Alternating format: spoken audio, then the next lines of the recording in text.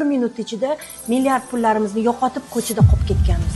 Meni ismim Gulruh Islomovna. Men 20 yillik tajribali ekspert buxgalterman. Hozirgi kunda 200 tadan ortiq kompaniyalarni buxgalteriyasini yurg'izamiz. Ularda milliondan boshlab milliardgacha daromadini oshirishga yordam beramiz. Bu kasbga yetib kelganim sababi ilm orqali.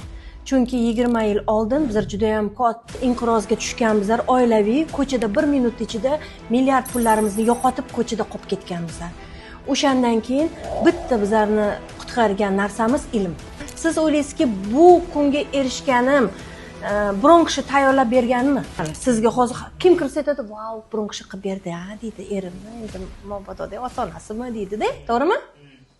Yo, o'z kuchim bilan shu kunga erishganman. Bilasizmi, ilm olib o'shani qilish kerak. Ko'p odamlar ilmi zo'r, lekin amalga qo'ymaydi. Nechta shofirlar bor, bilasizmi, qizil diplom bilan tugatgan. Ilm bor, o'qiymiz, 5 ta o'qiymiz. Lekin o'shani amalini qilmayapsiz. O'sha uchun ikkichilar zo'r biznesmenlar. Ular amali zo'r qiladi. Shuni o'qiganni sirazu amalga oshiradi o'shani.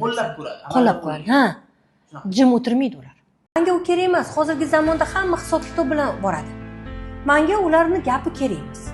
Ular uyda o'tiradigan ayollar o'tirishadi, erini pulida katta gapirib o'tiradi. Saviya yo'q. Men u yoqqa bormayman. Yomon muhitga qo'shilishni xohlamayman. Ras rivojlanishni xohlasangiz, rivojlanganlar bilan yuring.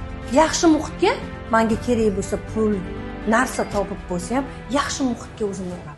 Chunki ayol kishi rivojlanishni boshlasa, o'shandagina to'siqlar paydo bo'ladi. O'shanda bolalar kasal bo'lishni boshlaydi, injiqlik qilishni boshlaydi, qaynona, qaynota uy yumushlari ko'payib ketadi.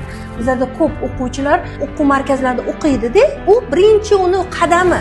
Bu degani ko'chaga chiqish qadami. Ular albatta bir narsa bilan qaytish kerak uyga. Demak, bilim bilan, sifati bilan, undan tashqari, demak, rivojlanish bilan qaytish kerak. To'xtamasligi kerak.